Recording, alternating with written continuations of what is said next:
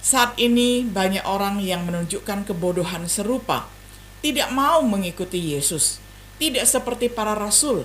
Lalu Yesus bertanya kepada kami, "Apakah kalian juga mau meninggalkan aku?" Lalu Petrus menjawab, "Tuhan, kami tidak bisa meninggalkan Engkau."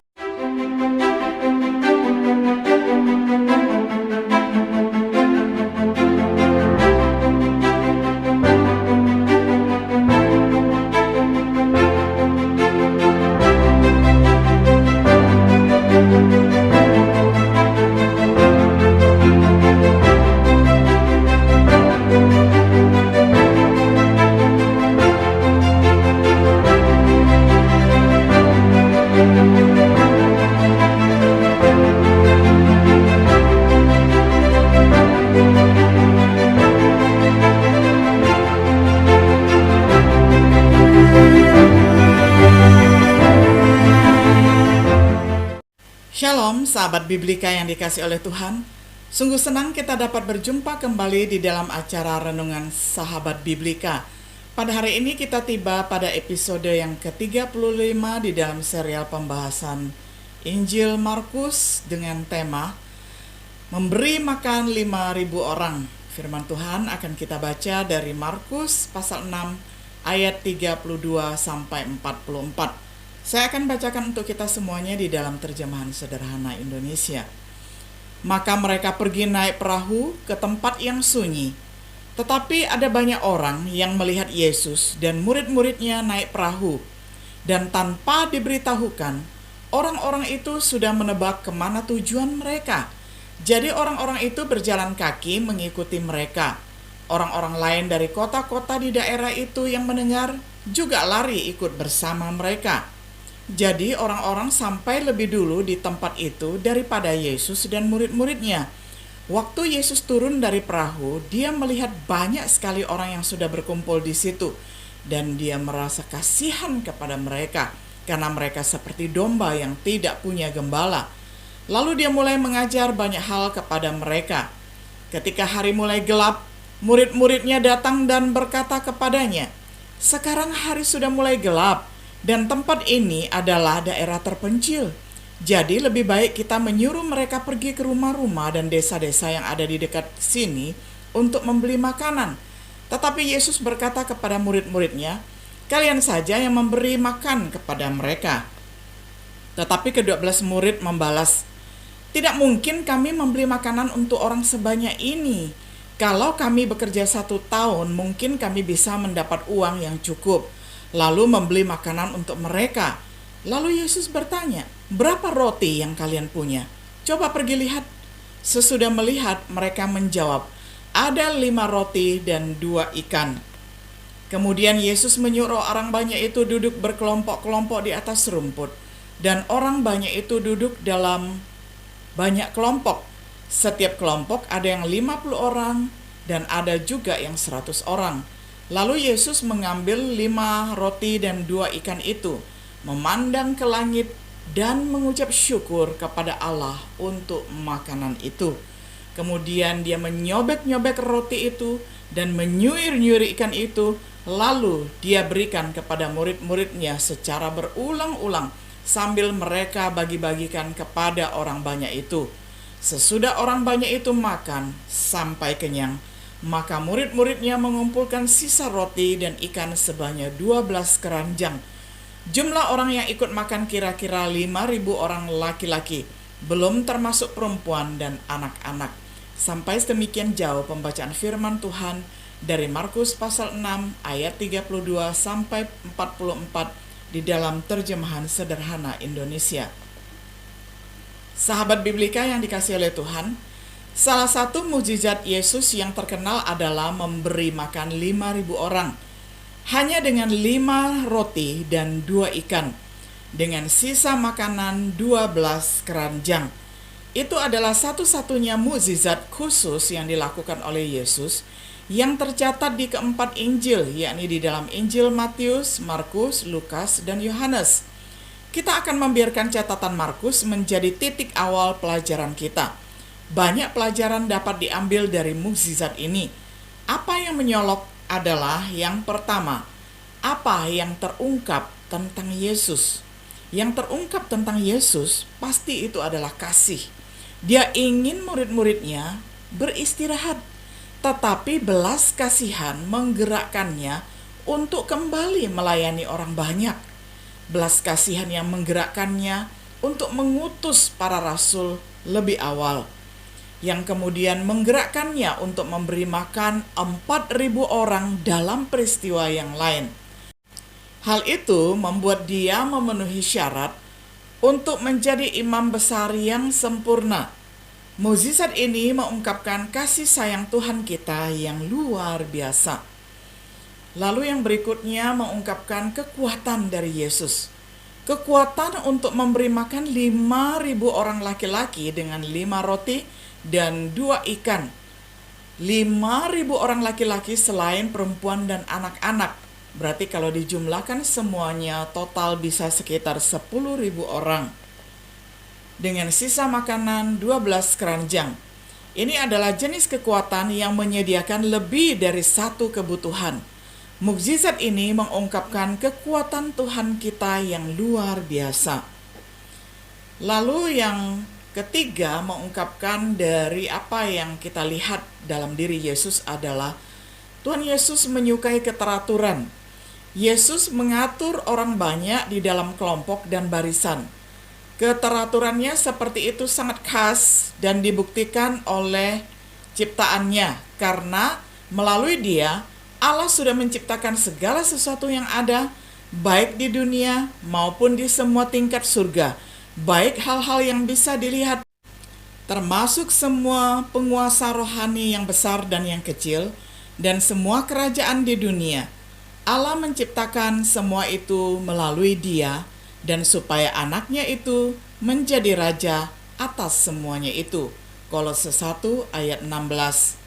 Dia menginginkannya dalam organisasi dan penyembahan gereja-gerejanya, karena Allah tidak menginginkan kekacauan, tetapi segala sesuatu yang kita lakukan berdasarkan pimpinannya akan selalu berlangsung dengan tenang, sesuai dengan apa yang dilakukan dalam semua ibadah umat Allah. Mukjizat ini mengungkapkan ketertiban yang cermat dari Tuhan kita.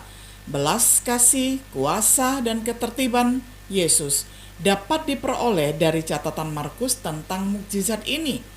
Dari catatan Yohanes dalam Injilnya, kita juga bisa belajar hal yang kedua. Apa yang terungkap tentang manusia? Yang pertama adalah sebuah kesalahpahaman. Reaksi awal mereka benar ketika mereka mengiring Yesus, bagaimana yang dicatat oleh Yohanes di dalam pasalnya yang ke-6 ayatnya yang ke-14. Bahwa Yesus adalah nabi yang akan datang ke dunia.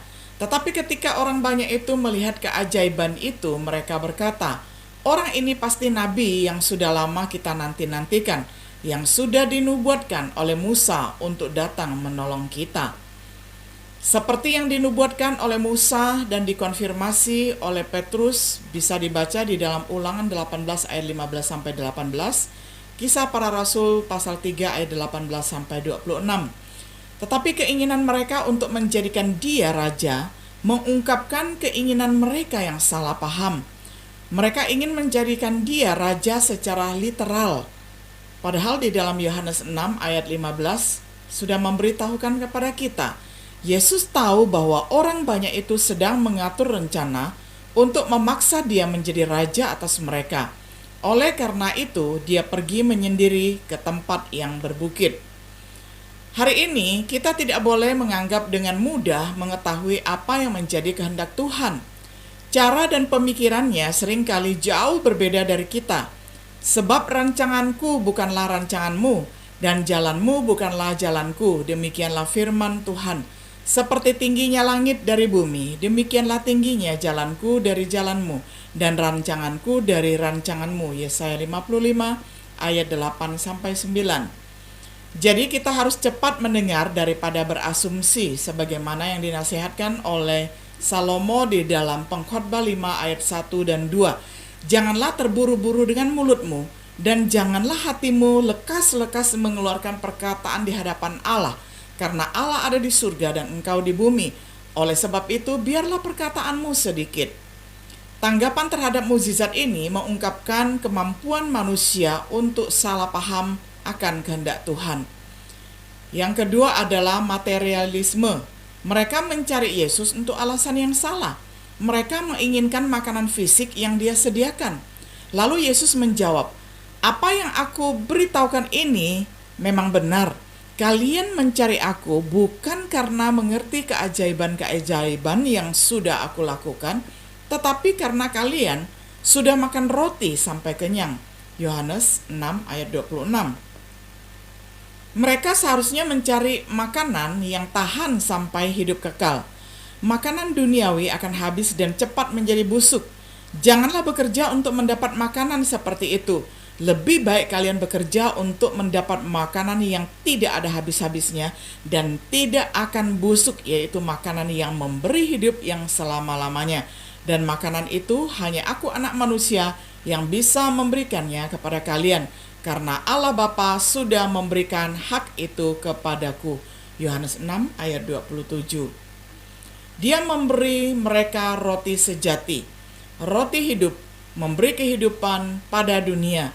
Roti hidup diberikan kepada mereka yang percaya kepada Tuhan Yesus. Saat ini, orang sering memilih gereja karena alasan yang salah. Karena gereja ada menyediakan acara hiburan, ada program remaja, dan banyak sekali acara-acara yang menarik lainnya. Harusnya mereka mencari hal-hal yang rohani. Tanggapan terhadap mukjizatnya ini mengungkapkan kecenderungan manusia terhadap keinginan ataupun hal-hal yang berkaitan dengan materi. Lalu yang berikutnya, kebebasan. Mereka mengeluh tentang Dia.